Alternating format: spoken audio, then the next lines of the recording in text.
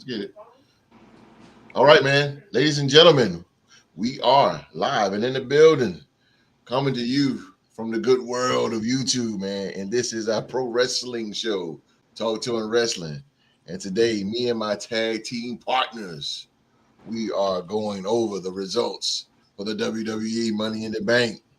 So we got the results, and we're about to crank this thing up right here on Talk to 'em Wrestling. Yeah.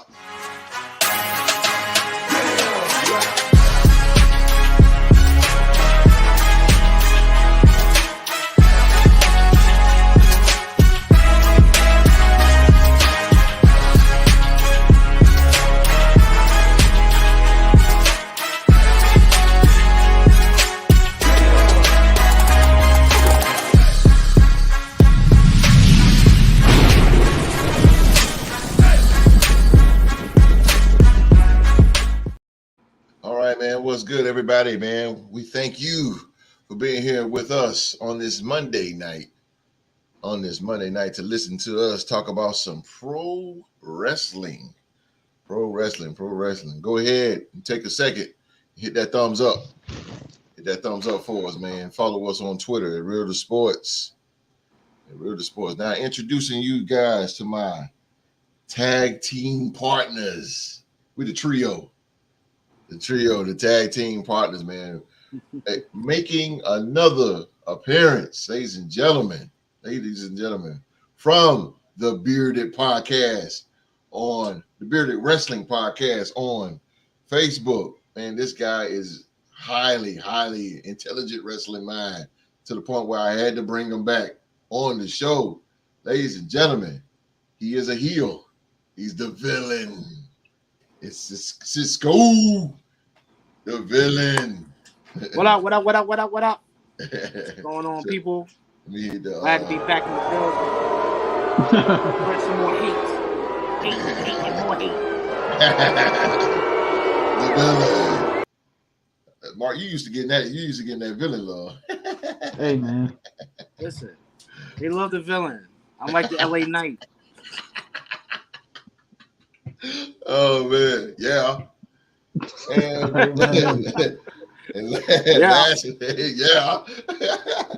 lastly, man, he is my co-host of the Talk to Wrestling. He's the president of the Real Sports Group, man. He is the very faithful. He is the Cal Ripken of the Real Sports Podcast. He always here, rain, sleet, and snow. But he's a baby face for the night. Ladies and gentlemen, the very intelligent Young Mark.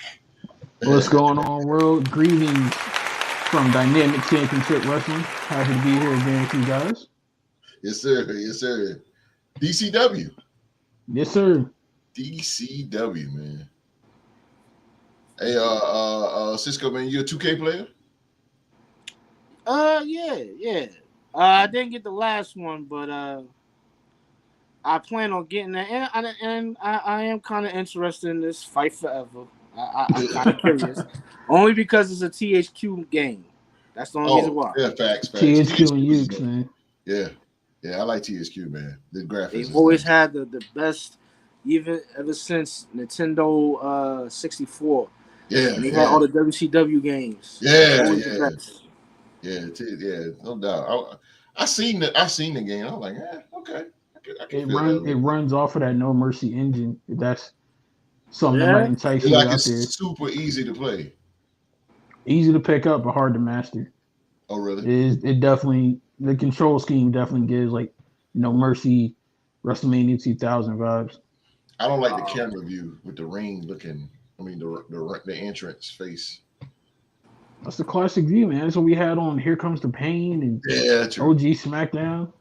Oh, I remember Here Comes the Pain. He had Brock Lesnar. He had that move where you hit him, look at you, and he'll just clothesline you, bam. Just keep doing it, bam. I love that, boy. We talking. In my humble opinion, the greatest wrestling game of all time. I agree. I beat the brakes. Used to beat the brakes out, Cass, man. But we're sorry, ladies and gentlemen. But we are here, man. We are here. We're going to talk some pro wrestling here. We're going to talk some pro wrestling and it's WWE's Money in the Bank. We're going to get this party started, man. The 2023 Money in the Bank pay-per-view, man, took place in London, England at the O2 Arena. The attendance was 18,885 screaming WWE London fans. That crowd was off the chain from start to finish. Especially Whoa. for Cody. Yes. I ain't never heard a crowd sing Cody's theme song that freaking long. Man, the crowd really made the show. I wish Americans would, but I think London was just excited because nothing really, WWE never hardly comes over there, so they more excited. But man, I think the United States need to learn a thing from these European crowds. These European crowds is off the chain. I mean, they are lit. NXT UK used to be lit, especially when Elio coming in. They be doing that. Oh man, it's off the chain. I know of an American wrestling promotion that gets pretty good reactions from their audience. I say, that puts them in an elite category, if you know what I mean. So, you talking about the gymnastic show? Hey man. If you like what's his name versus Tiger Mask, you will like AEW. Yeah, I ain't gonna lie to you. You got me on that one because that was back in the day. All right, man. First match on the card, man. First match on the card was the men's Money in the Bank ladder match, man. That was Damian Priest, Logan Paul, Shinsuke Nakamura, Ricochet, Santos Escobar, Butch of the Brawling Brutes, LA Knight, and LA Knight. Yeah. All right, man. So let's go to my main man. Let's go to the villain himself, Cisco. Men's ladder match. I gotta say, I was impressed. It actually turned out good. You could tell that the chemistry was there. So, I gotta give props to all the participants because, I thought it was gonna be a little lackluster, but they proved me wrong. I think, because it's typical ladder falling, bodies falling. It's typical. Now, there's no greater ladder match than the original TLC matches. Like, oh god, yeah. There's no greater matches than those. No greater. I got However, you. I gotta give props to all the guys. They really showcased themselves, and I'm not mad at Damian Priest. I'm sorry, Damian Priest. Damian Knight. That's a name. I'm not mad at Priest winning. I see the squabbles starting to brew between him and Finn, so it's going to be interesting, especially between now and SummerSlam, because I think we're going to get a cash in, or we might even get a cash in match. There you go with the booking, Mark. This dude be booking some matches. Man, because you know what? I could see Finn saying, "Hey, you screwed me. You screwed me out. You caused a distraction." So now I can see, him doing the same thing in return to him by quote unquote mistake, and then eventually they can just, battle for the briefcase. Damn. So I can see it. A match between Finn Balor and Priest for the Money in the Bank contract. Absolutely, I can see it. Take my money. I'm with it. Put in the hell. Hey, bring the demon out. Right? No, not that serious for it. The demon that took too many L's lately, man. If you're gonna bring him back, I agree. The demon was supposed to be this immortal character. Yeah. Like on some Bray Wyatt. Yeah. Fiend type. Yeah. Nah. I agree with you. Nah. I agree with you. Okay. Mr. President. Well, I wish I could say I was pleasantly surprised by that men's Money in the Bank ladder match, but if you listen to talk to him last Wednesday, you already would have known what was going to happen because my man Cisco predicted it. He did. He literally hit the nail right on the head when he predicted the potential of Damian winning it and that causing a little bit of tension in the Judgment Day. So I got to give credit to Cisco. I thought for a minute Yeah, he got LA was about to do it, but then when Damian came back and took it down, I was like, man, Cisco called it. But Damian looked good throughout that match. Everybody really did. I got a little bit concerned with that Ricochet and Logan Paul spot where he tried to do a Spanish fly on him through the table, Yeah, but that was didn't quite scary. get all of it. Yeah, that was scary. That kind of ain't look too good. It's probably No. as cool as it could have, but so other than that, man, if that's the worst you can say about a match is that one spot, and they did something right. True, and I'm going to say Preach is fine. I'm okay with that because he's an upcoming guy. Punishment Martinez, whatever. LA Knight should have won though, because man, he's so hot right now. The crowd. I think WWE, and I know Triple H does, but Vince, he really needs to listen to the crowd. Because imagine if LA Knight would have won, that place would have went ballistic, and that would have really, really set the tone more in the pay-per-view with the crowd being hot. But they was so hot already. But I'm fine with Priest. I mean, Priest is okay.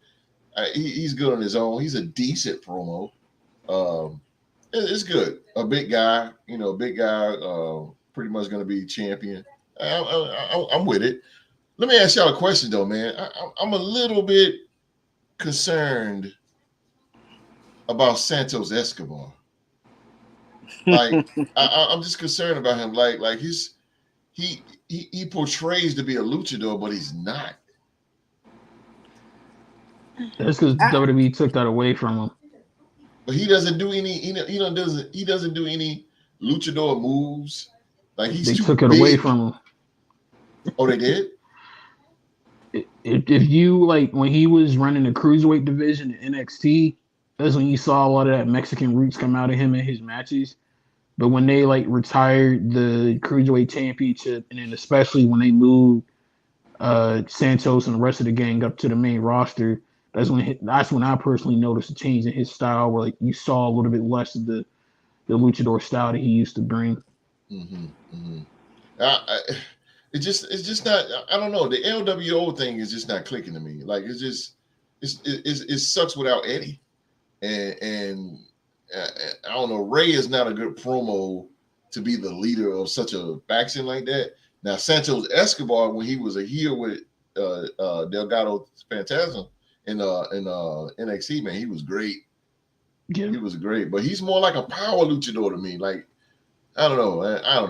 Maybe it's just me. It's just a little like bland with Santos. But what you got on Santos, Cisco? I like Santos, but you gotta think about it.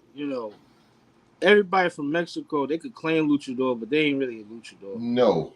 Like look at Conan. Conan was never really a luchador. Facts. However, they consider him one. I don't know if you guys remember in WCW, a guy named Hector Garza. Mm-hmm. That's Angel Garza's father. Right, he had one move, and that was that twirl. Yeah. Off the twisted twirl off the top rope. Yeah. But that was the only move he ever really did. La Parker wasn't either. La Parker really wasn't a luchador. He'll do a Hurricanrana here and there. A tilt-a-whirl. Yeah, that's about it. So I think when we think of luchadors, I think because of people like Ray, Hoovy, who else? Even Eddie. Trying to think of the other ones. Could you put Andrade in that category? Cianamas? No. I think he's more like a power. Cool. I think he's more like a power luchador. Andrade, L. Yeah, he could be, but he's like a Conan, in my opinion. Like a Conan. Alberto Del Rio, same way. Like all those Mexican guys are more power. Definitely. Now he's definitely not a luchador. He's definitely not. But guys like Juventud Guerrero, Young Rey Mysterio, there's too many. Who else? Just exactly. Like those high fly, even Sin Cara, like those high flyers. Those are to me like I know, man. He was Sin Cara. Well, even when you think about Dragon Lee. Dragon Lee, yeah. Roosh, Ultimo Dragon. Like Roosh. Yeah. They consider him a luchador, but he's not really. He gives you a mixture. Mm-hmm. He's like the perfect blend, Mm-hmm. but he's not really like I consider Ray like the ultimate luchador. Mm-hmm. Everything is flipped That's what I with him. say. He set the table for it. That would Right. have been nice to see him in it. That would have been cool to see him in it. But I think Butch held his own. He was a crowd favorite, home, right there at home. Butch, he brung it. I was very, very surprised in Pete Dunne. He was. I thought he was gonna win at first. I was like, oh snap! When he did that thing, I was like, oh snap!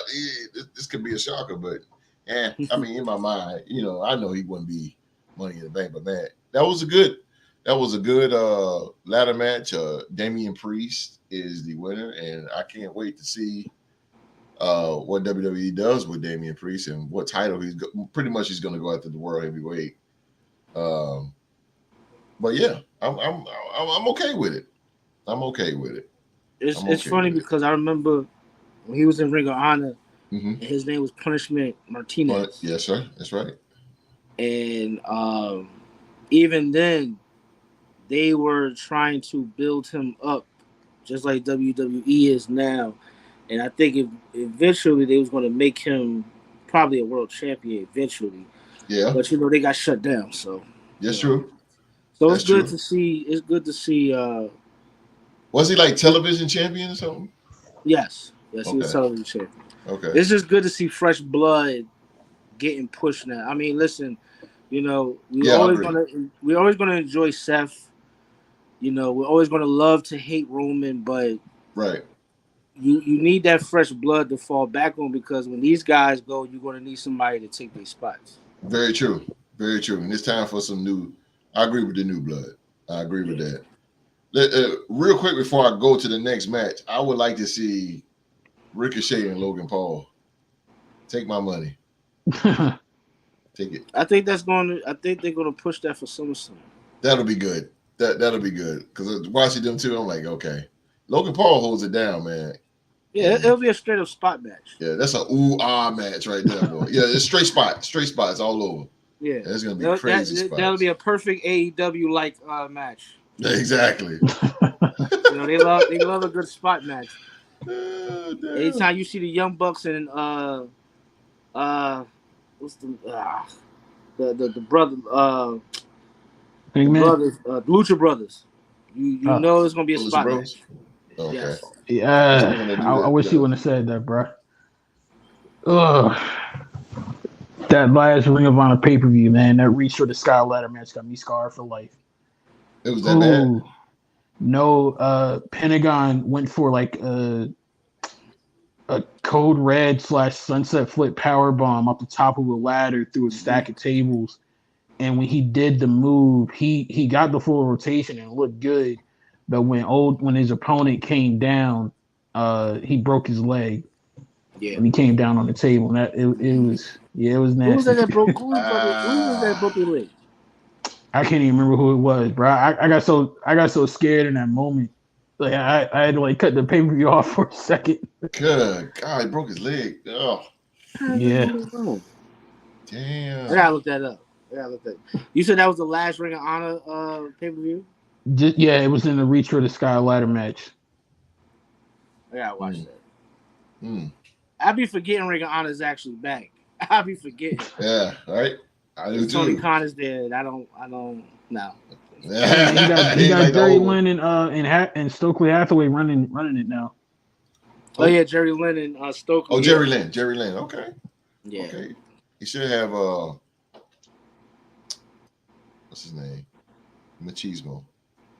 Jay Lethal. Yeah, like Jay Lethal. I think if Jay was an active competitor, that would have definitely been his spot. Yeah. That Jay Lethal ran. He owned Ring of Honor, bro. He was nice. I want to know why they got him with Jeff Jarrett, but that's another. I know. But don't open that can of worms, Cisco. Yeah, lying. What? That's dumb. Next match here we have Liv Morgan and Raquel Rodriguez, man. They defeated.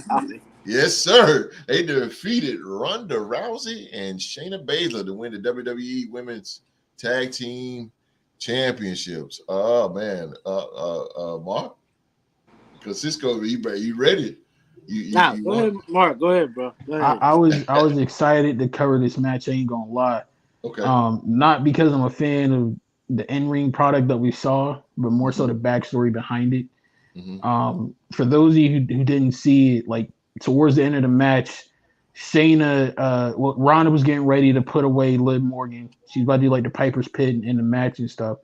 And then Shayna came out of nowhere and attacked Ronda, put her to sleep, and walked out on her. And then eventually that led to Liv and Raquel regaining the titles. And it was confusing in the moment, like why did this happen?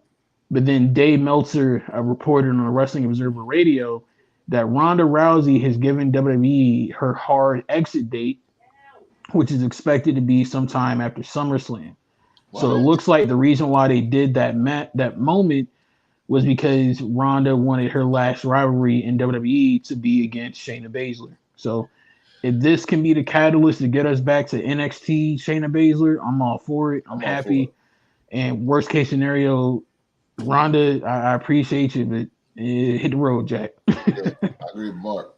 I agree with Mark on that. It did seem funny because all of a sudden she just turned on her. Like Yeah. what? Like it wasn't no meaning, no nothing. It was kind of weird. So she's leaving? That's what Dave Meltzer said on Wrestling Observer Radio. Okay, so that did make me happy. Yeah, she's expected to leave sometime after SummerSlam. Okay. Eat it up, Cisco.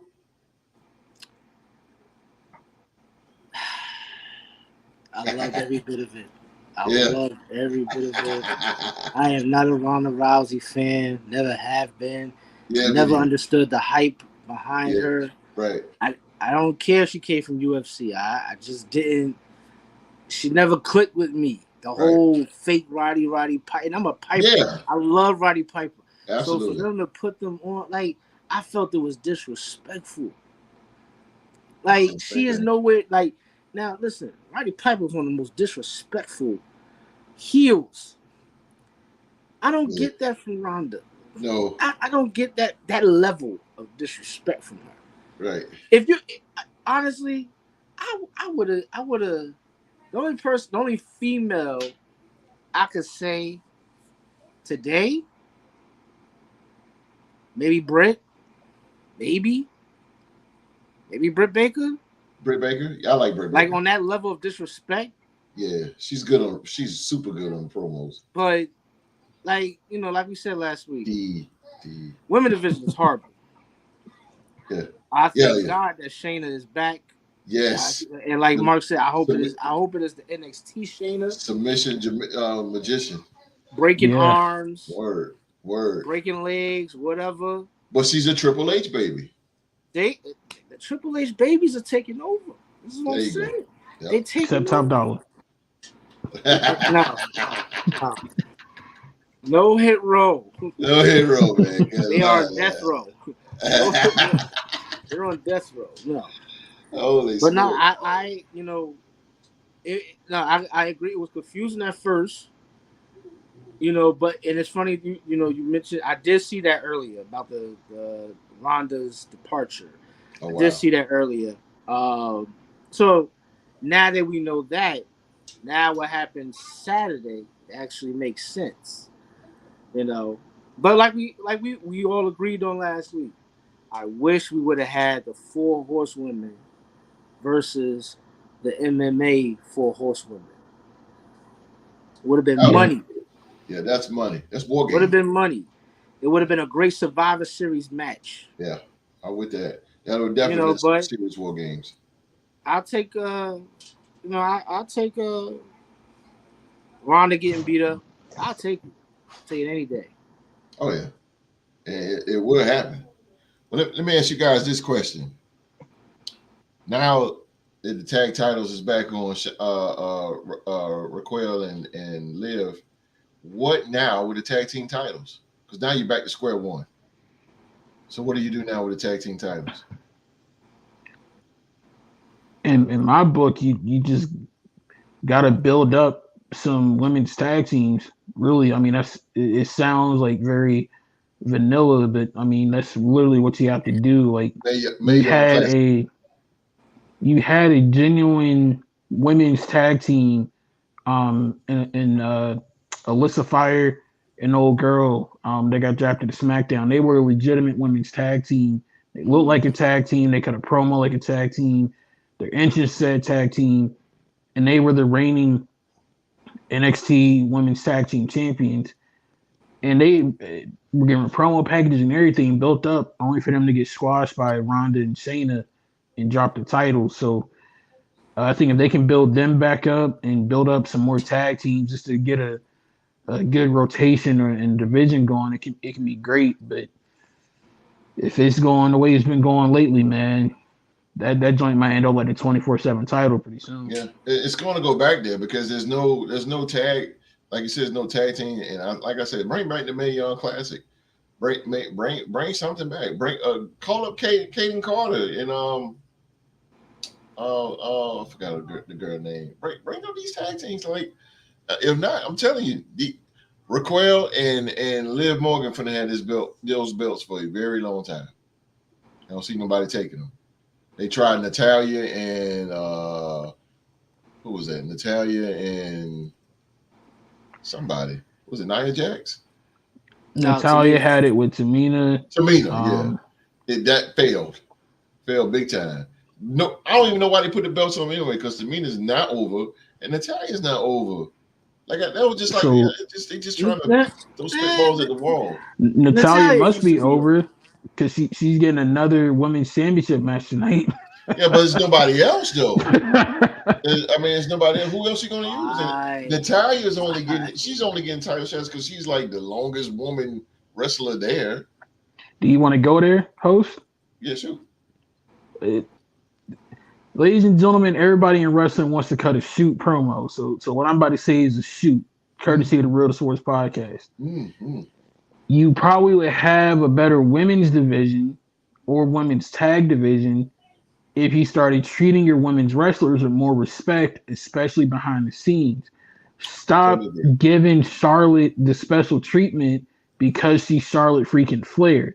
If everybody else got that same level of treatment, Sasha wouldn't have left. Naomi wouldn't have left. You probably have more women wanting to come to the WWE to be a part of this. But, I mean, if you are an independent women's wrestler, I mean, outside of the paycheck, you looking up and you seeing Charlotte just cut in line and nobody else really get a fair shake on camera or behind camera, it's not really enticing to go. Right. Like if I'm a women's wrestler, like we discussed last time, I'm going to Impact before anybody else. Yeah, I agree with you. I would have loved to see Candice LeRae get a title run. It's time. I would have loved it. You know, I've been monitoring her for years, like through the indies. And I mean, even though most of her matches were with Johnny Gargano, even her run in NXT as a heel was actually good. It was actually decent. The way, right? The way? Yeah. You know, so I you know, we said it last week. Right now, the best place for women wrestling is Impact Wrestling. It's not AEW. It's not Stardom. It is Impact Wrestling. They are the example right now. Like, where's Indy Hartwell? Who? Indy Hartwell. Is she on the way back?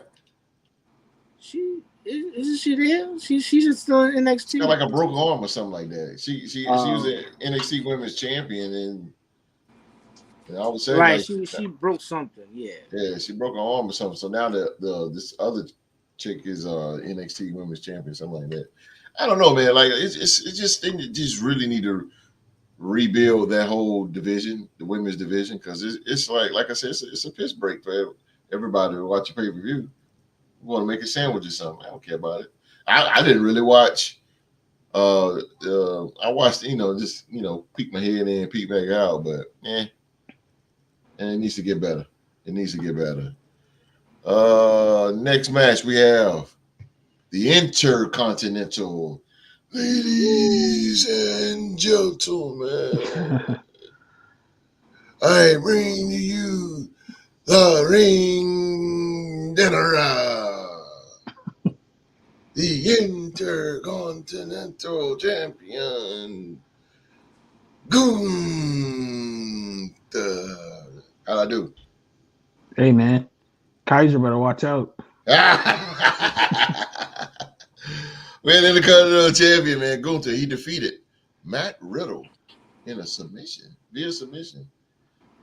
Oh boy, hard hitting. Like I said in the prediction, hard hitting match. Boy, Jesus Christ. I gotta get to Riddle. He brung it. He brung what he could. But man, Yeah. Gunther, you talk about strong style. Good God. These two, it was hitting each other. And they was stiff. Like they was very stiff hits. But Mr. President, man, what do you observe in that match, brother? Exactly what you just said. It felt like I was watching a New Japan match Yeah. on WWE television for a Yeah. moment. Yeah. Gunther and Riddle did their thing. Riddle sold his injury quite well even after the match, I thought. And we got the big tease at the end. I'm kind of curious as to why they would bring Drew back to feud with Gunther over the Intercontinental Championship. I feel like he should be going after bigger things, but that's just me. But yeah, I'm Gunther and Riddle held it down. It was a good change of pace match to get the audience back reset. Yeah. And SummerSlam is looking like Gunther versus Drew McIntyre. So hey, take my money. Yeah, take my money. Take my money on that. All right, villain, what you think?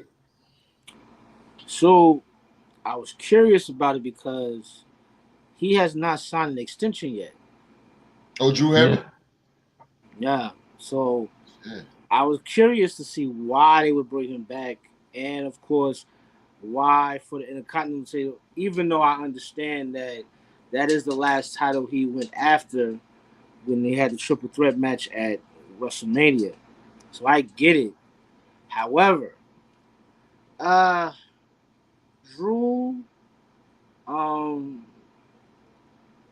don't know. Maybe Drew need to go back to NXT. I don't know. Whoa. Yeah, I said it. Yeah. Whoa. Maybe you need to go back to NXT. Maybe because I don't know. I feel like okay, that was a UK crowd, so that was home. Okay. I get that. Now let's see what happens if he goes. Is he on Raw or SmackDown? He's on Raw. Mm-hmm. All right, so let's see what happens tonight. Let's see how the reaction is. Because I know that even prior to the thing with the program with him and Sheamus, his star power was kind of dwindling. Big time. I agree with you. Kind of dwindling. I think people need that heel Drew again. Yeah. It was nice to get the crowd revved up and all, but when he was a heel, he was psycho. He was making strides. He was making a name for himself again. Even though he was with Drew, Ziggler, but he was still making a name for himself. So but all in all, the match definitely hard hitting. It gave me, definitely gave me memories of when they had their old matches in progress. As Michael Cole announced during the entrances, and it was definitely a hard hitting. Definitely, I feel like it was a little too short. Yeah, to a degree. Because then it got like squashish towards the end because of the ankle injury. I feel like they could have sold it like they did Seth when he was at that WrestleMania when he had the ankle injury, but he still won, and that match was dumb long. But all in all, great match, great mid-card match. I don't see Gunther losing no time soon. No. He's going to break that record. And he just like they're predicting Roman to lose at WrestleMania, I'm predicting Gunther to probably hold it until WrestleMania. With that being said, I think in that match, I don't know whoever produced that match. I think Riddle, they should have gave Riddle more close because Riddle's a legitimate opponent, MMA background. They should have gave him a little bit more, not win it, but they should have really anticipate like he's going to actually win. Yeah, like it This should have match, been more back and forth. yeah, it was more of Gunther. Like he dominated the damn match because of the injury, of course. But they should have made Riddle more of a. They should have definitely made Riddle more of a threat to him. Yeah, they could have I'm done like how they did Gunther's match with Shinsuke on SmackDown a couple Yeah, months ago. yeah. Like you thought Shinsuke was going to actually win. Yeah. I'm gonna go with. I'm gonna agree with what Mark said though. Drew McIntyre should be at higher heights right now. I mean, it's a former WWE champion. He's going for an Intercontinental title. He's not going to beat Gunther, like you said, Cisco. He's not. Gunther probably lose that at WrestleMania next year. But I mean, it's just a waste of a feud. But I mean, but really, who else do you got? Well, you do got a couple of mid card guys in that lineup, but they're not being pushed. I mean, we don't know really too much about them. We ain't seen them in a long time. You still got Apollo Crews out there. You got Dijakovic out there. I mean, you got all these good mid card talent. But and another thing, I agree with. But McIntyre, like you said, Cisco, McIntyre's babyface run was just demolished with the pandemic. But one thing about it, he was WWE champion in a very, very hard pandemic era, or as you could say, that was tough because he won the Royal Rumble. That was lit. When he eliminated Brock Lesnar. That was lit. But when he became WWE champion, it was in an empty stadium. So but he carried that WWE title through that pandemic, man. But I just think that it just got lost in the shuffle. Because it's like after that, they didn't know what else to do with Drew McIntyre. Like, didn't know what else to do with him. They honestly didn't know what to do with him during that because wasn't the Big Show like his first defense? Yeah. And it was right after he won the title? Yep, that's true. It's true. I'm like, why? What are we doing here? Yeah. Why the Big Show? Yeah, they fumbled the ball with Drew. Nah. Drew is good, man, and his promos has gotten a lot better. It's just, maybe because his accent, those Irish guys with their accent. But I mean, I don't even put that, man. He's a good-looking dude. He looks like a champion. His matches is good. You can do for a few more moves. I like Drew, man. I like Drew. He's one of my favorites. I think they need to book him more. He needs to be in a good feud. Not with Gunther. Hey, can I put this out in your ear though? I feel like Cisco would agree with me on this. If his contract does not get renewed and he leaves, I understand how enticing it would be for him to go to AEW. But Cisco, bro, can you imagine a heel Drew McIntyre being unleashed on New Japan Pro Wrestling with his style? Man. I mean, I could even see him going back to Impact, honestly. Whoa. World champion all day. I could see him going back to Impact. World champion. He'd be Drew Galloway again. Yeah, he got to be Galloway. But no, I would love to see, like, what's my man? What's the guy that's with Jake the Snake Roberts? Murder Hawk, Lance Archer. I would love to see a match with him and Lance Archer. I think that would be a hell of a tag team. Two big behemoths like that. That would be a dope tag team too. But oh yeah, that'd be huge. I definitely it gives me. I think it would give me Sheamus versus Drew vibes. Very hard hitting. Yeah. Old school. Very a very Vince McMahon like type of fight. Drew definitely needs to if he's going to be babyface and remain babyface, he definitely needs to deal. He needs to be in a feud with a heel, somebody like super duper a strong heel, which ain't really out there too much. But I mean, put him with. He did the Roman thing at Castle Cardiff. Brock Lesnar. Let's get this Cody thing out of the way, which is going to happen in SummerSlam Part 3. Cody will win.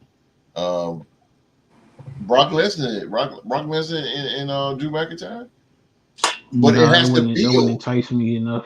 Okay. Bobby Lashley and Drew McIntyre. I wouldn't mind seeing that. Where is Lashley? I don't know where is Lashley. He's had no creative direction since Bray Wyatt They them dropping very. the ball. I take that back.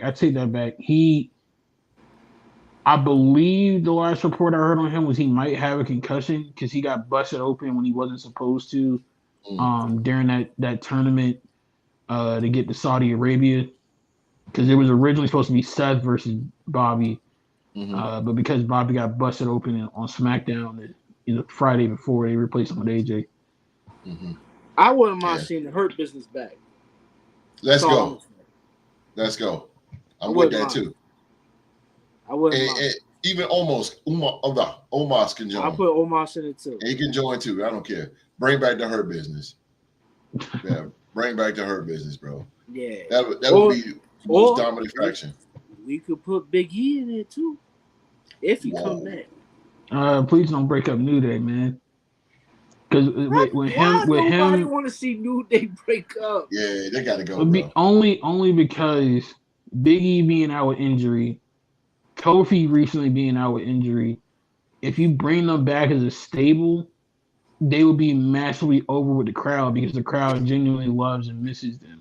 So hear me out, Cisco. They come back, do the New Day thing for a couple of weeks, and then maybe have Big E turn on them and go on a heel run. Because that would really break the fans' heart. You know what I mean? But going to the Hurt Business, Big E will be definitely taken more seriously. So when he does become WWE champion again, it's like, okay, this is a big dude.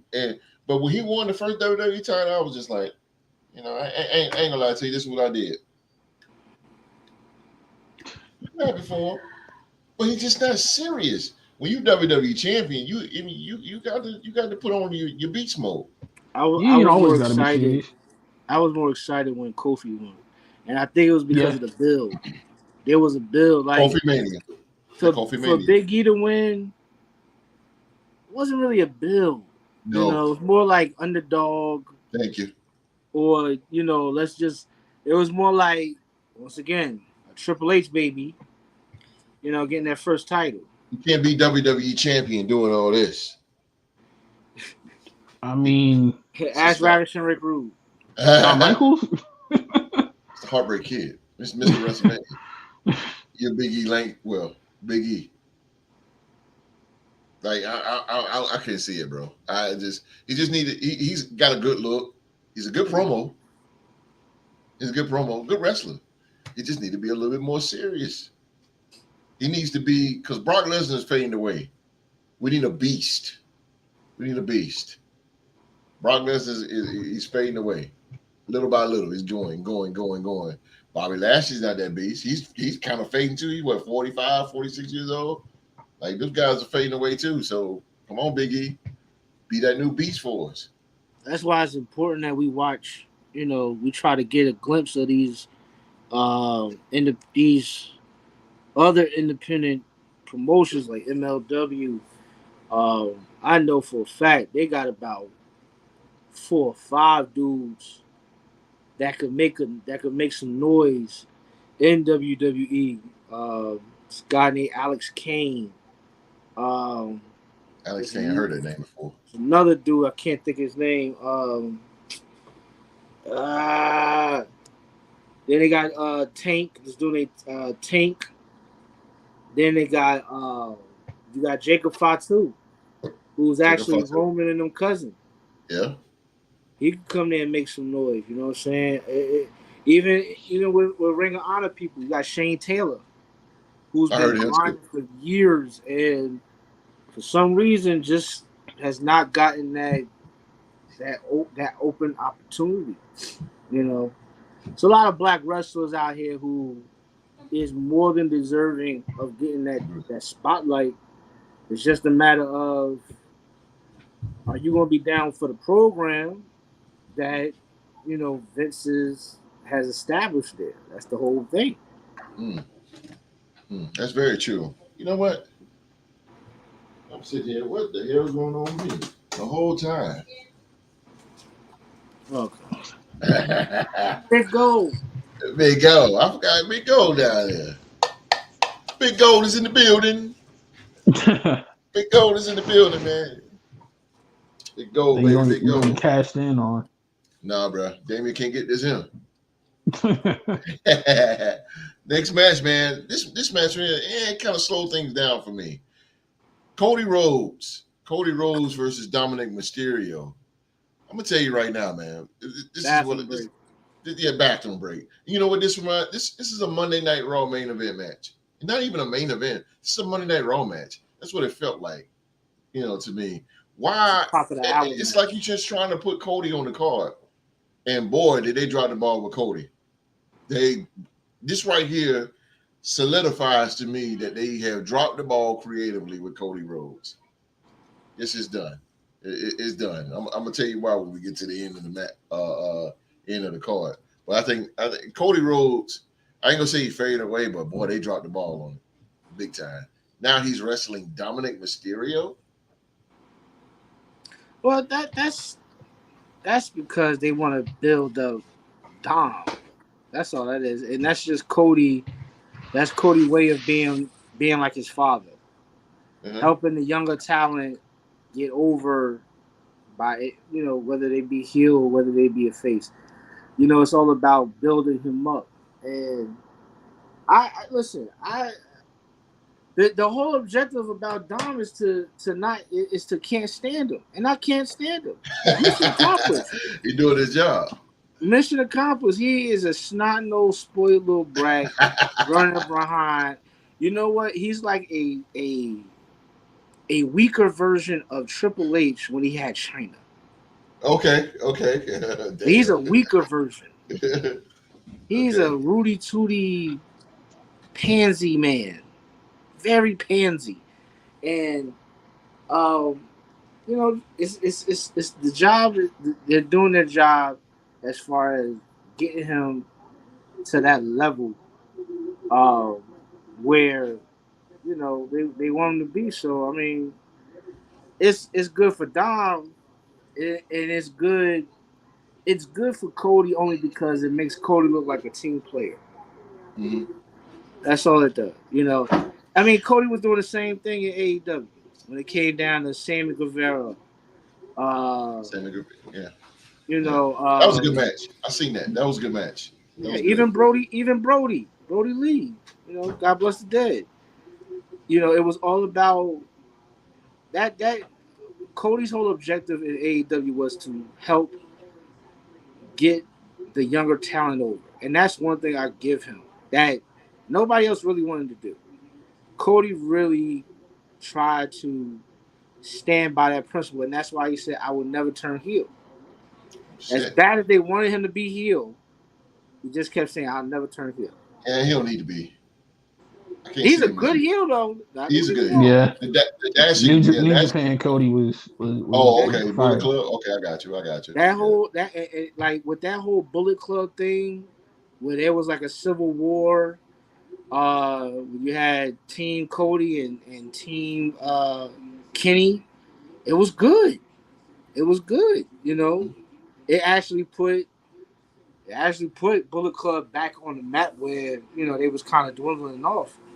But once AEW sparked off, New Japan dwindled off as well. And I just feel like Cody. I feel like Cody is kind of taking that role like the Undertaker was on the backstage tip, where he's becoming the locker room leader, and he is, trying. He's doing what people like CM Punk should be doing. Oh, good point. That's what I feel like he's doing the stuff that CM Punk should be doing, like a Samoa Joe should be doing. Yeah. Y'all in y'all 40s, almost 50s. Yeah, exactly. There's no need for y'all to win titles. Y'all have established your legacy already. Yeah, they should be helping produce. I agree with you, man. The title. I feel like they should just be trying to get people over. Yeah. Give good matches. You can win here and there, but but don't forget the focus is to help the young talent reach a new level. Mm-hmm. Yeah, I definitely agree with you on that. Something that's like I think Mark said with the Charlotte Flair. Like, come on, man. God damn, I mean, put somebody else up there. It's really nobody else up there, but give him a shot, guys. Something. We can't just keep seeing the same old, same old. CM Punk is going to eventually be AEW champion again. Like, let me ask you a question. Yes, Let me ask sir. you a question. Do you really think somebody like a Tessa Blanchard? Let's take away let's take away the past. If somebody like a Tessa Blanchard, a Deonna Purrazzo, even a Taya Valkyrie, do you really think they would have came over to WWE and won as many titles, or even or had as many opportunities as an Natalia? Do you really think they would have?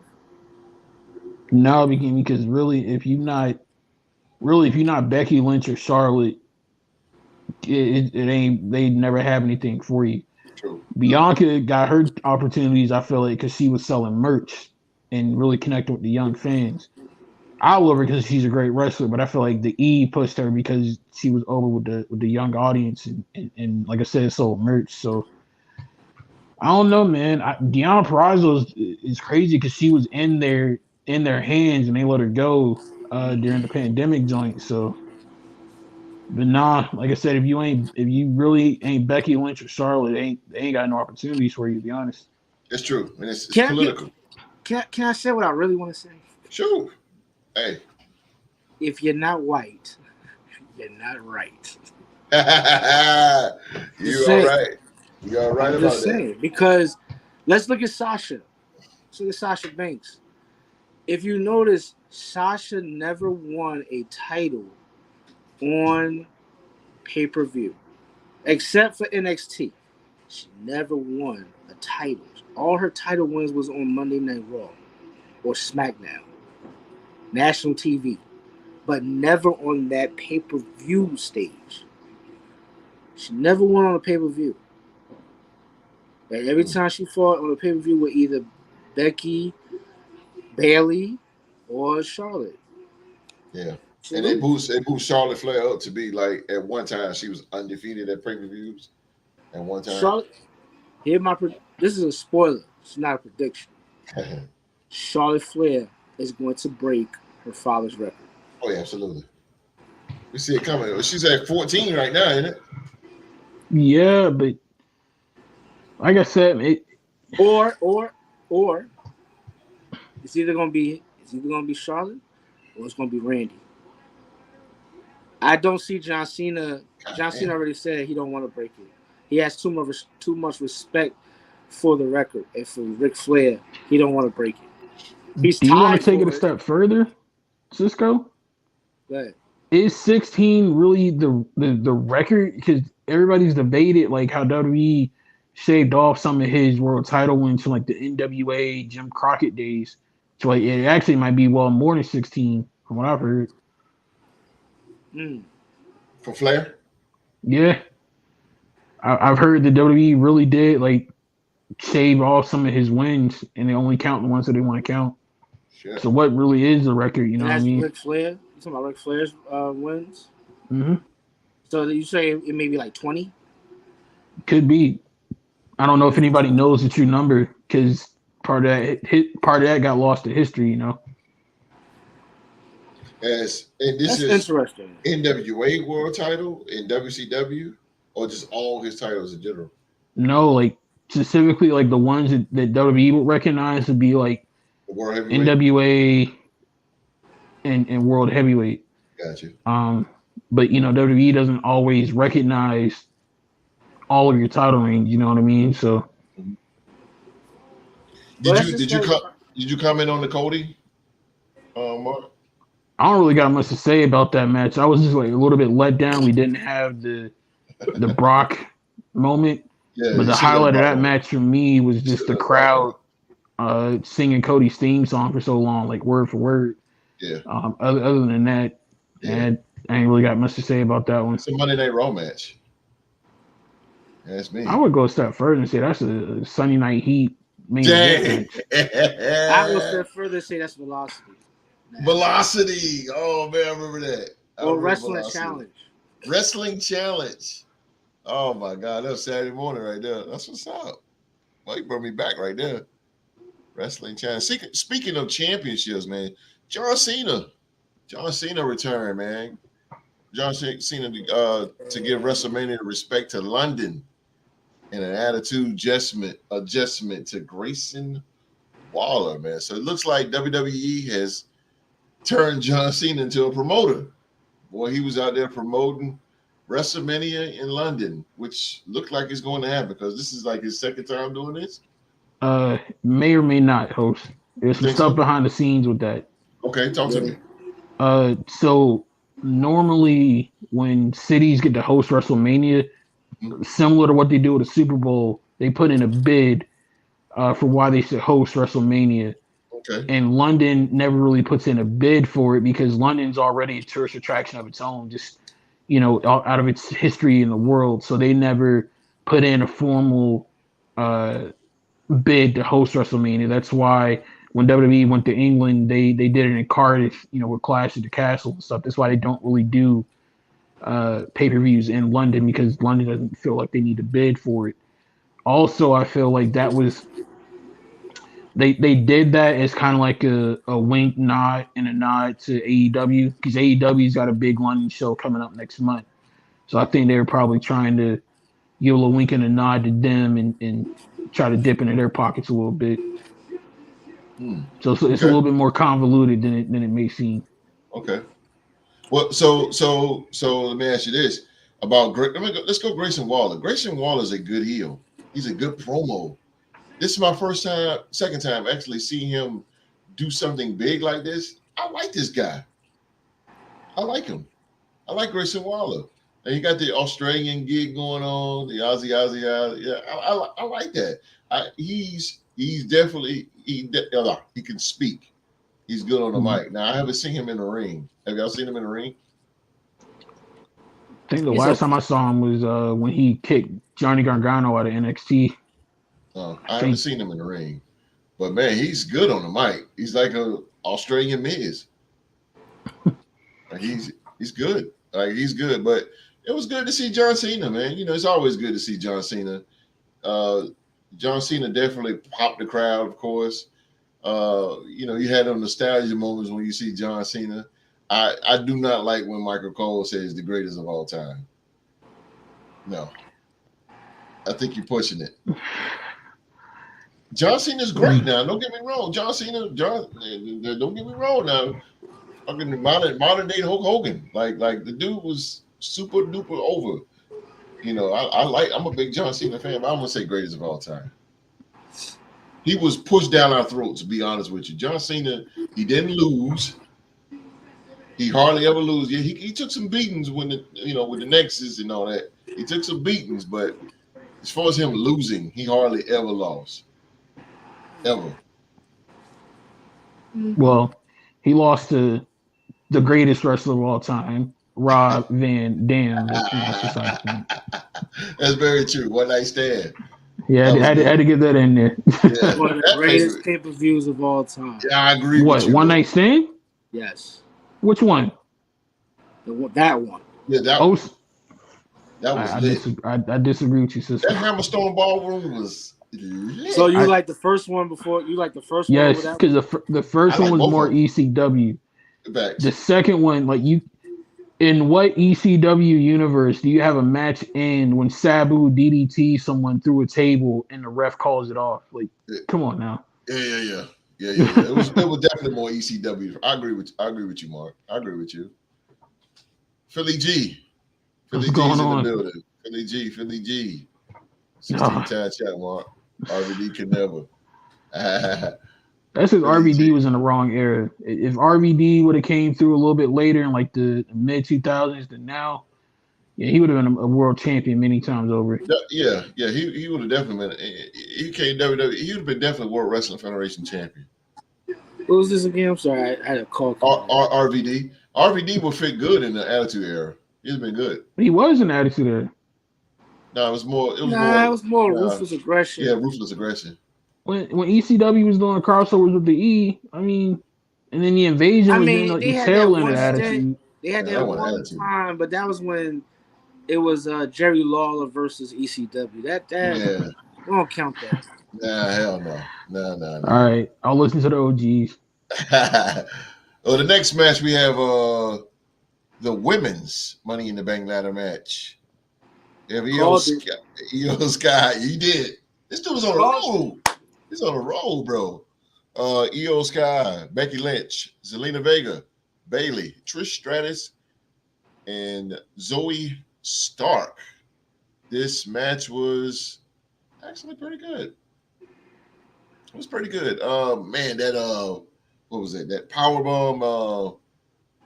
Zoe Stark took you. Boy, good Lord, she took that thing. She took that thing from Zelina Vega. I can't believe. First of all, I can't believe Zelina Vega even pulled that off. But holy smoke, that powerbomb off the what was it? Cold Red, wasn't it? Put some respect on her name, man. She's a former Knockouts Tag Team Champion in Impact. Who's that? Zelina. Oh, she is? Yeah. I didn't know that. I did not know that. I did not know that. Man. Holy smoke, bro. I think her name was Rosalina. When they were part of LAX, it was when the tag titles were first established. Wow. That's good. I never knew that. Impact, TNA. Yeah, she was a Knockouts Tag Champion. They call That's probably why I stopped watching. They call her the knockoff Sasha Banks. But man, she landed that Cold Red on Zoe Stark. I was like, whoa! I popped on that one. I was tripping. I was like, good Lord, bro. That was big. That was big. So what do y'all think about the women's Money in the Bank ladder match with Io Sky becoming Miss Money in the Bank? Right, winner? Fantastic. Beautiful. I'm okay with the winner. Mark? Very well put together. Io. I have thoughts on this, and my thoughts are logical. It's not on some heel stuff. Okay. It was the most creative finish to a ladder match I personally ever seen with handcuffing Bailey and Becky. I agree. That was something I'd never seen before in any ladder match. So I thought that was pretty original and innovative. Yeah. In a day and age where it's hard to do that. Io is on SmackDown, and her feuding with Asuka for the title would be phenomenal, in my opinion, just off of the promos alone. Yeah. But I got a spoiler alert. Sorry. What's up? Because I'm actually watching Raw. Brock Lesnar's back. Yes. He came back on Raw. Yes. But meanwhile, Cody and Seth is in the ring. Oh, and Cody just chased after Brock, and they're fighting. All right. Let's go.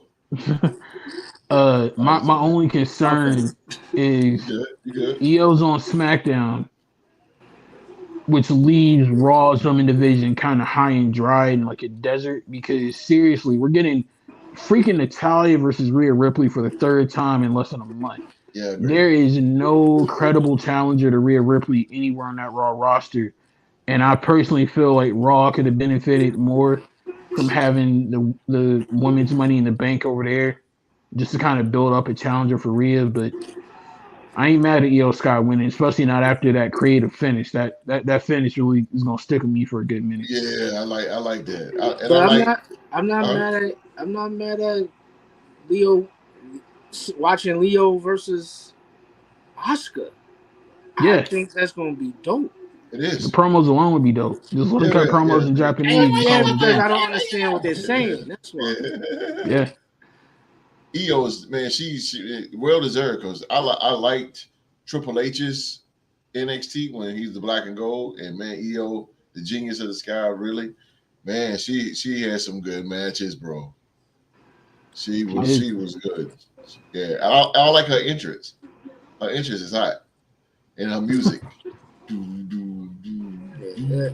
I think that'll be dope. I mean, Rhea. I like that. I like her. No, you're right. Rhea really has no. There is no competition over there. Everybody done went to SmackDown.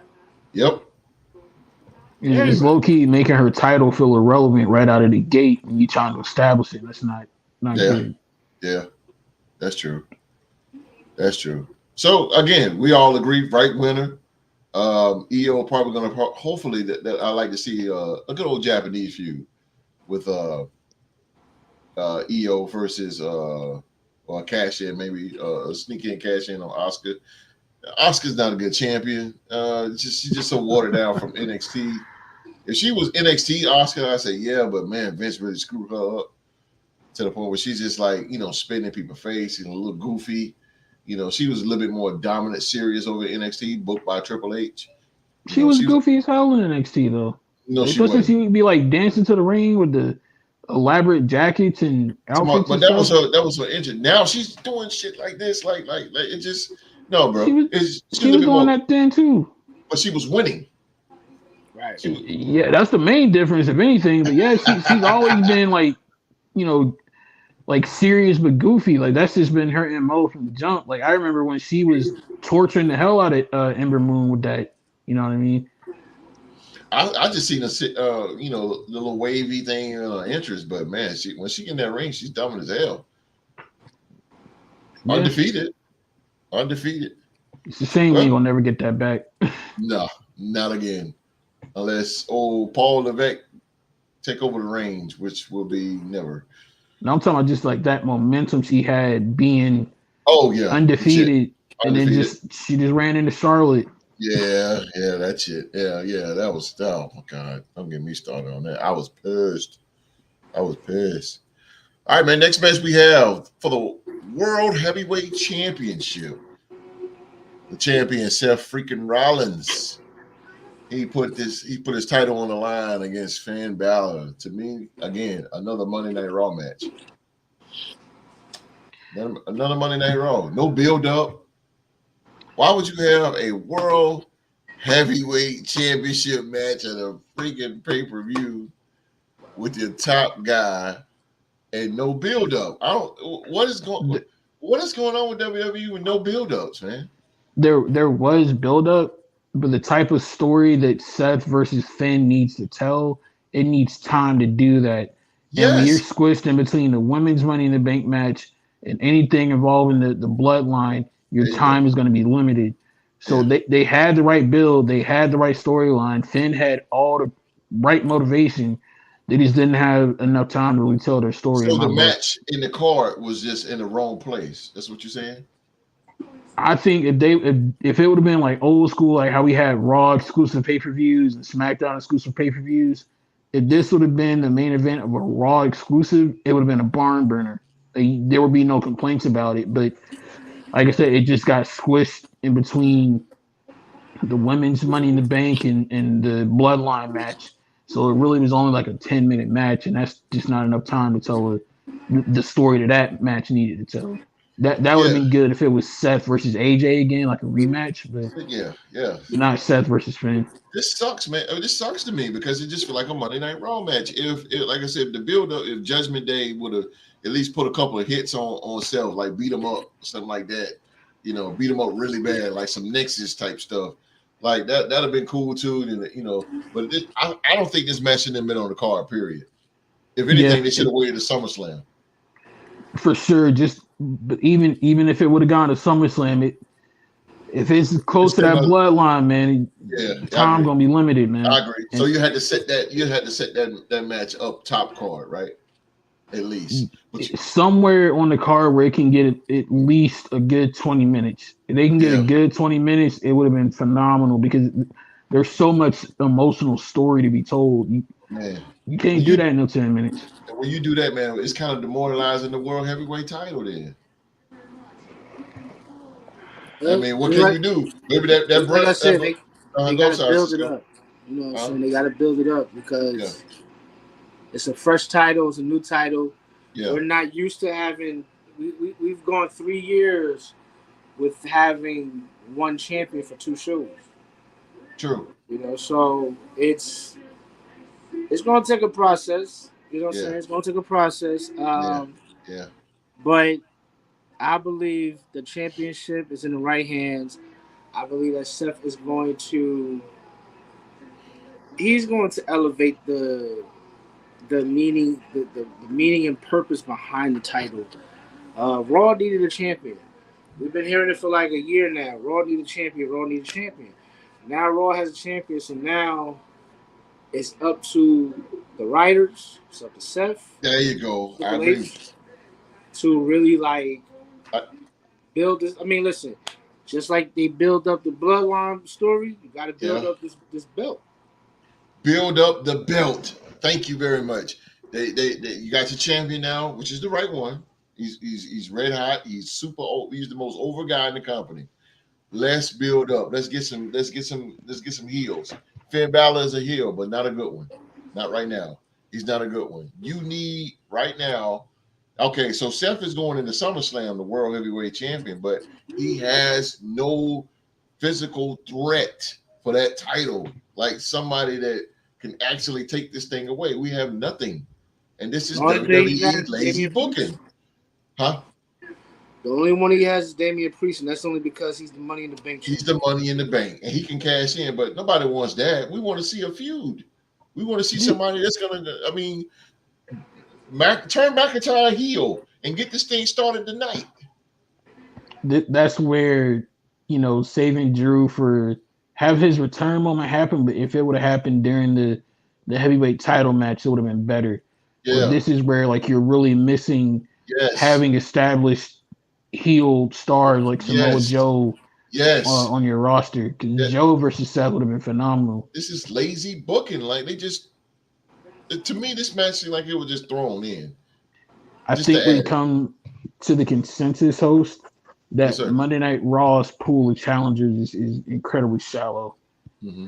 Like Yeah. every division on Raw is devoid of challengers, and how you Yeah. do that with a 3-hour show, I have no idea. Yeah, hell, I know. I just don't understand it. I don't understand it, but it was what it was. Seth, the match is ended on Damian Priest coming down to look like he was going to cash in, but it was a major distraction by Damian Priest when Finn Balor was going for the coup de grace on an injured rib of Seth Rollins, and it caused Finn Balor to lose the match via Damian Priest. What do y'all think about the finish? Do you see Damian Priest leaving Judgment Day? It's planting seeds. Mm-hmm. That's all it was. It was planting seeds. It was definitely it was definitely a better build than Sasha and not Sasha, Shayna and Ronda. That was Mm-hmm. just unexpected. Mm-hmm. But this one, you can see the cracks. You Yeah. know, it's almost it ain't bloodline ish, Here but comes it's JD McDonald. the same thing. Yeah. I see Don. I see Don and Rhea going their separate way. I just see the whole thing just crumbling. They so good though, right? Like Judgment Day is pretty good. Like That's what I sucks don't about really. it. Yeah, I don't want to see I them don't I break don't want up. them to break up No, they're pretty because good. they do so much for each other. I don't want Finn. And I don't want Finn there though. I think the three of them alone. Yeah. I think they could hold their own. Yeah. Finn Balor by himself with the. You ain't go back to that. Finn could go back to New Japan. Yeah, why not? Just not a good promo. Great wrestler though. I like NXT second version of Finn Balor. Second version, not the first one. The second one, when he's black and gold. I agree. He Yeah. came When down there. he was doing the He wasn't a 1916. heel. He wasn't a face. He was just getting No. anybody. He didn't Yeah, care. yeah. He was doing the 1916 as a finisher. He was definitely like that wasn't Finn Balor. That was Prince Yeah. Devitt. There you That's what that go. was. There you go. That's what I'm talking about. And that's what he Bring that needs. guy back. He Bring that needs guy. to go back to being Prince Devitt. Yeah. So take out Balor and keep Priest in there. Take out Balor and then it look like JD McDonald is gonna fill that void. Finn get kicked out and becomes a face. Why not? That's what we just said. Yeah, why not? I'm with it. Oh man, we over time here, but we had a quick commercial, man. SummerSlam this year will be in Ford Field in Detroit, Michigan. That's cool. That's cool to see SummerSlam in Detroit. I like the logo, man. It's pretty cool. Last but not least, man, we had the main event. It was WWE Undisputed Universal Champion Roman Reigns and Solo Sikoa versus Jimmy and Jay, the Usos. in a bloodline civil war here. And boy, the finish was a major shocker, and probably would be, if we had Slammies, that would be the major shock of the year right there. Mr. Didn't I President, call this too though? I think did I you? did. You probably did, You because you've did. been on the road. I think I said Jay. I said Jay was going to pin him. Yeah. Okay. I said something like in that way, because I said no. I said the only way the bloodline is going to end is going to end through Jay. I see that. It's going to end through Jay. Okay, so Jay is let's going to be the reason why he is going to dethrone Roman. main He's event going to. Jay. And So what about this match? This whole match. What did you observe? What did you like? What did you dislike in it? I like the fact that they were showing that Roman has some kind of vulnerability going on with him. He is breaking, he is cracking, he is falling apart. He had a hissy fit at the end of that match, and I have never seen Roman Reigns act like he had a temper tantrum. Yeah. My son said, "Is he crying? Is Roman Because Reigns he crying?" lost. He had a temper tantrum. And the thing is, he doesn't know how to handle this. And so I see the two things happening. I see either so we get some recruits for the bloodline so that Roman can feel powerful again. That way, now you're gonna bring in Rikishi.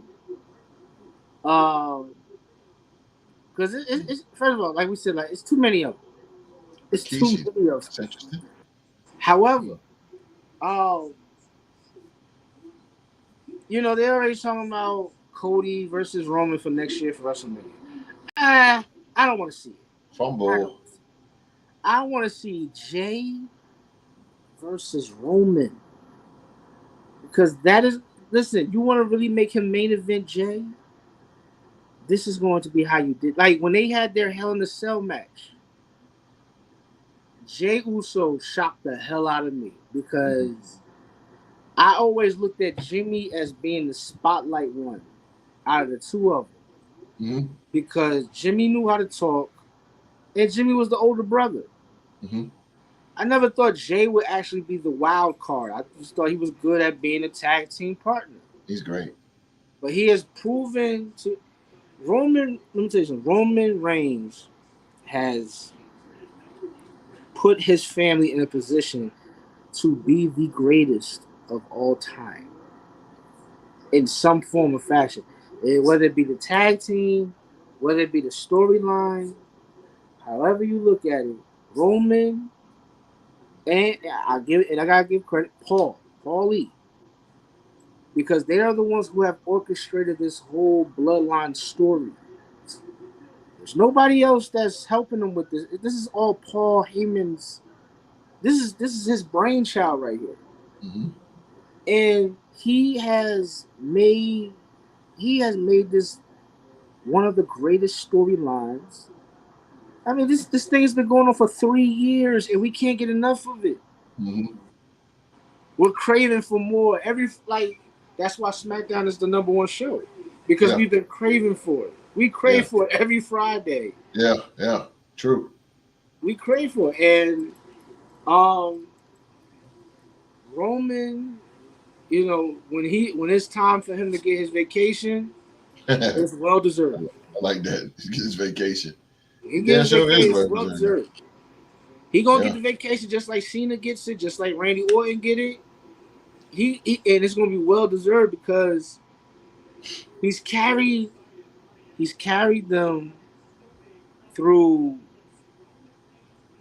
the AEW stuff, the AEW fake war. Yeah, true. He's carried them through trying to bring those ratings back up, and now it's like I'm allowing my family to shine. I'm going to take the L, and I'm going to let y'all shine. Mm-hmm. We never thought. Did you ever think? I mean, we never thought. Like honestly, we never thought Jay Uso was gonna be as dope as he's become. I never thought this storyline would be so like Storyline's dramatic. crazy. It's crazy. Straight soap opera. Yeah, it's probably the greatest in the past couple of years, man. This is I mean this is good. Even this match started off so slow. I was like, Jesus, it's gonna take. It took like 10 minutes just for it to start. Yeah. Roman's interest is like 5 minutes already. I'm like, good lord, get in the ring already. You know, jeez.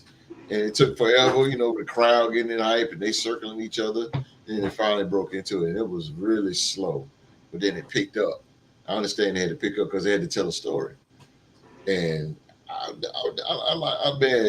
ending was really good. And you could tell with those super kicks, which was a bunch of them, with those super kicks, man, they meant something behind it. They meant something behind it, boy. And you gotta give Roman his credit, his flowers, man. He sold. He's a great seller. He can sell some moves, man. I'm sorry, Mr. President. Go ahead. What do you think about Roman Reigns and Solo Sikoa versus the Usos? The good parts and the bad parts. It was mainly what got me was the finish, because there was 10 years of story and history told in the last like 3 minutes of that match. Back in 2013, Roman Reigns took his very first pinfall on the main roster. You know who pinned him? It was Jey Uso. Jey Uso.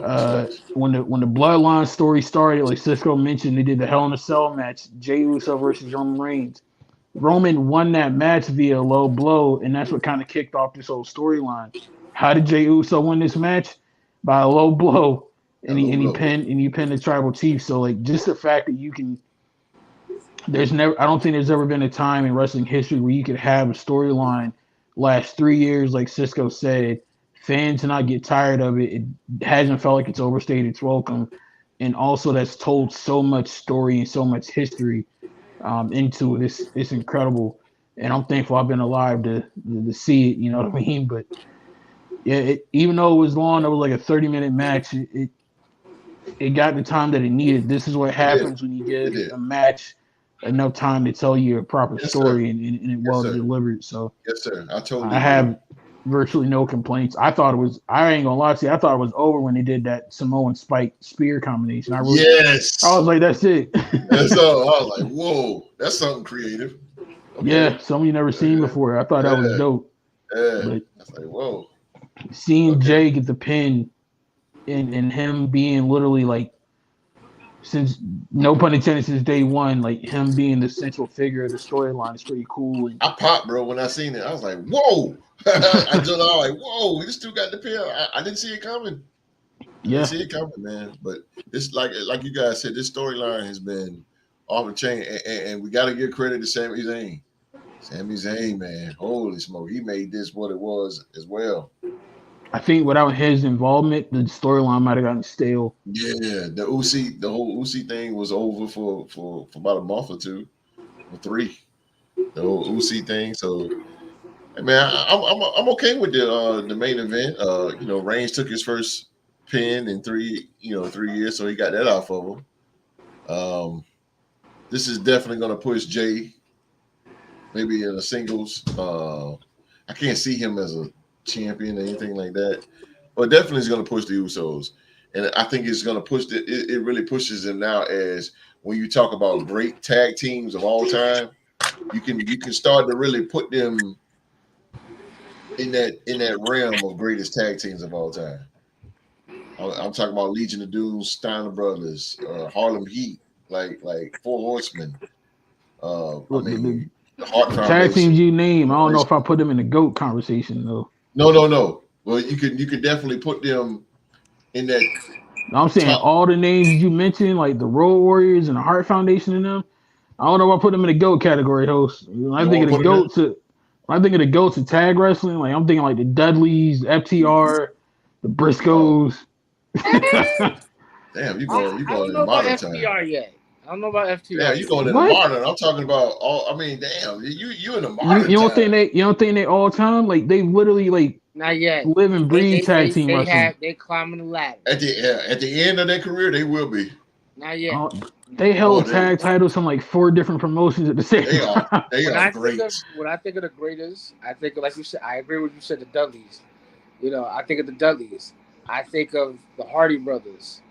Yeah, Hardys. I think of I think of New Day. You know, I think of Usos.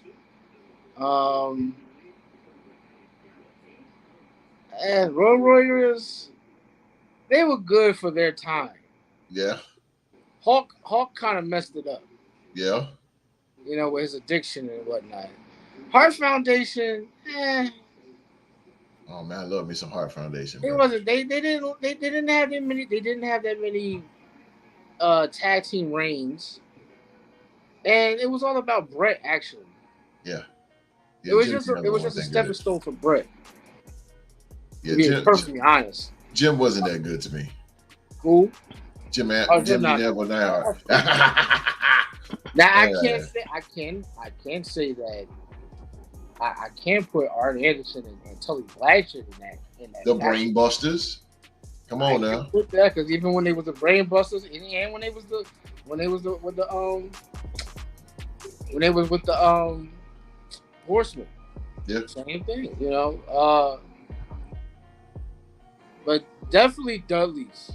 Like, I just feel like between the Dudleys and the Hardys, they kind of stand out. The Dudleys is just, oh god. Just because they've held them tight, they've held titles in multiple. I mean, almost every promotion you could think of, even independent joints. You know, they've held them titles. You know, and like I said, I don't shade FTR. Don't get me wrong. FTR is one of the greats at this moment. I feel like though, and honestly, I heard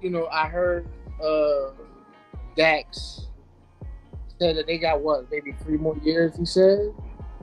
I think you kind of kill the credibility of your legacy by putting a time limit on it. Mm-hmm. Because when we look at the Dudleys and we look at that, I mean, the Hardys are still doing it. They don't need to be doing it, but they're still doing it. The Dudleys, look how long they've done. They can still do it. Well, I don't know about Devon. Well, no, Devon is retired. Yeah, Devon is retired. I met Devon, bro, and I look at him like, nah, Devon, I don't think you take too many chair shots, bro. Nah, bro. But the Bubble's still in shape. Bubble still works out. Oh yeah. He's still wrestling. I just feel the like calf muscles is insane on Bubble. FTR they're going to go down as one of the greats. Oh yeah. I just don't want them to. I don't want them to stunt their growth by putting a time limit on it. I get it. You want to have that time with your kids and your family. You want to watch, you want to watch your children get raised and stuff. I get all that because that's what they're about. They're big on family, and that's the whole purpose of them going to AEW, because they didn't want to work a 300+ day calendar year. That's how a lot of them feel. True. But this is what comes with the territory. Is it a little more lax now? Yes, it is. It's a little bit more lax. Like, even with, if you think about WWE, they don't do as many house shows as they used to. No. And that's because they got to be in competition with what AEW is doing. AEW just really started doing house shows. Yeah. NXT don't even do. They do house shows, but only in Florida. Right. Mm-hmm. And they do like state fairs. Yeah, that's so, like OVW, like state fair shit. Yeah. They do what ECW used to do. Right. Bingo halls. Jerry Lawler. Don't say anything with ECW, boy. Hey, say man. anything ECW. That dude. The greatest tag team came from there. One of the greatest wrestlers of all time came from there.